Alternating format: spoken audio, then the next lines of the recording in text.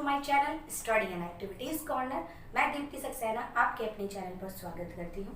आज की जो क्लास है क्लास 12th की है। फ्लेमिंगो बुक से ये चैप्टर लिया गया है। ये सेकंड चैप्टर है, lost spring, stories of stolen childhood, written by Anees Jung. Right, इस चैप्टर के अंदर हम दो स्टोरीज पढ़ेंगे। फर्स्ट है sometimes I found rupee in garbage and second I want to drive a car. Both stories are depend on and based on poverty, child labor. That means ये दोनों स्टोरियाँ depend करती हैं पॉवर्टी पे और child labour पे। और जैसे कि चैप्टर का जो नाम है लॉस्ट स्प्रिंग, स्प्रिंग मतलब the Bloom, the shine, the glow. ठीक है, इसका मतलब ये होता है कि जो हमारा बचपन है, ठीक है, वो कहाँ खो गया, कहीं खो गया है, उसकी चमक कहीं खो गई है। तो आज हम इस चैप्टर में इन दोनों टॉपिक्स को पढ़ेंगे इन दोनों स्टोरी के अंदर। पर इस क्लास में आज हम फर्स्ट स्टोरी पढ़ेंगे, यानी कि हमारे इस चैप्टर का फर्स्ट पार्ट है। नेक्स्ट वीडियो में मैं सेकंड पार्ट पढ़ाऊंगी। ठीक है, तो चलिए अपनी स्टोरी स्टार्ट करते हैं। Let's start our class. इस चैप्टर में नरेटर की मुलाकात मॉर्निंग में सुबह सुबह साहिब से हो जाती है। वो एक बच्चा है जो कि कूड़े में से यानी गार्बेज में से सोना ढूंढ रहा होता है।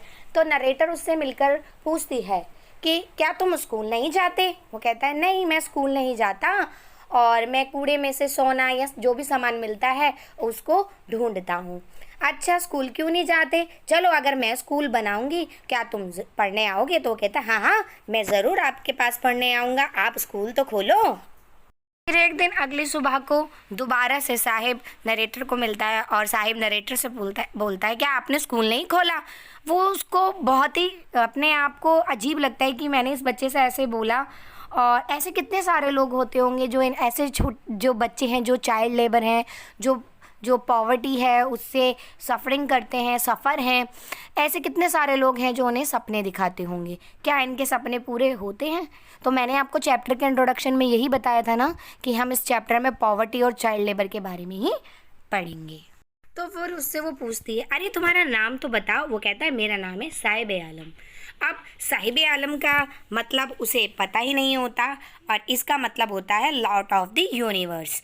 तो वो कहती है कि न जाने ऐसे कितने सारे और बच्चे होंगे जो इस कूड़े कबाड़ में अपनी ज़िंदगी को ऐसे ही ख़राब कर देते हैं। उसके पैरों की तरफ वो देखते तो उसके पैरों में चप्पल नहीं होती, नंगे पाँव होता है। उनके पास इतने पैसे भी नहीं होते कि वो एक जोड़ी जूता भी खरीद लें। पूरी ज़िंदगी वो सिर्फ गरीबी में ही काट दिया करते हैं और कबाड़ से कुछ नई आशा ढूंढने लगते हैं। नरेटर को ये नहीं पता होता कि ये लोग ढाका से आए हुए हैं और ढाका में ये अपनी खेती बाड़ी करा करते थे। वहाँ गरीबी वगैरह के कारण ये लोग सीमापुरी, ठीक है, जो दिल्ली के अंदर एक कॉर्नर पे बना हुआ है, वहाँ पे कबाड़ चुराने वालों का घर मिलते हैं वहाँ पे। तो ये वहीं रहा करता था। उनके मकान मिट्टी के होते थे, ऊपर से टीन या तिरपाल लगा होता था। ठीक है, ना कोई सीवर है, ना वहाँ कोई नालियाँ बनी हुई है, ना ही चलता हुआ वहाँ पानी, यानी कि जो हम लोग टैप से पानी लेते हैं वो भी नहीं था। पिछले 30 साल से वहाँ 10,000 से अधिक कबाड़ चुनने वाले लोग रहा करते हैं। 1971 में बांग्लादेश से ये वहाँ आकर रहने लगे थे। उनके पास ना ही कोई पहचान पत्र था, ना ही कोई मतलब आइडेंटिटी कार्ड था, ना कोई राशन कार्ड था। वहाँ के लोगों का मानना था कि भोजन पहचान से ज़्यादा अधिक ज़रूरी है, यानी कि पहचान पत्र की इतनी ज़रूरत नहीं है जितनी उनको भोजन की थी। और जो वहाँ की लेडीज़ थी वो फटे पुराने कपड़े पहना करती थी, यानी कि उनकी साड़ियाँ जो थी बहुत ही पुरानी गली हुई हुआ करती थी। और जब ये बच्चे जो सीमापुरी में रहते हैं बड़े हो जाते हैं तो काफ़ी संघर्ष करते हैं और इनका पूरा जो संघर्ष है वो सारा का सारा कूड़ा और कचरा बीनने में निकल जाता है।